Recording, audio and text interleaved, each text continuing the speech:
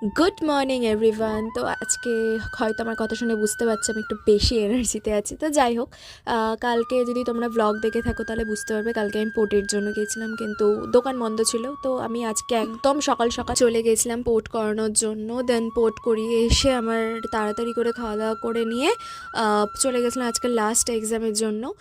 দেন exam শেষ করে আমরা একটু কথাবার্তা বললাম, পেপার সবার কেমন গেল না গেল। তারপরে ভিডিও করছিলাম, তো সবাই একটু কুইন কুইন করছিল। তো যাই হোক, তারপরে সেখান থেকে বেরিয়ে আমাদের একটা কাজ ছিল জার্নালিজমেরই, যেহেতু আমি সাংবাদিক নিয়ে পড়ছি, তো সেটা নিয়ে রিপোর্টিংয়ে একটা কাজ ছিল।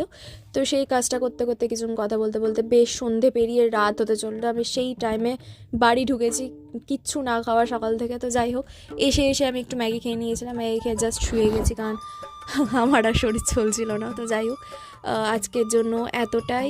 দেখা হবে ঠিক কাল সকালে। তোমাদের এই ভিডিওগুলো কেমন লাগছে আমাকে একটু কমেন্ট করে জানি। চলো, টাটা।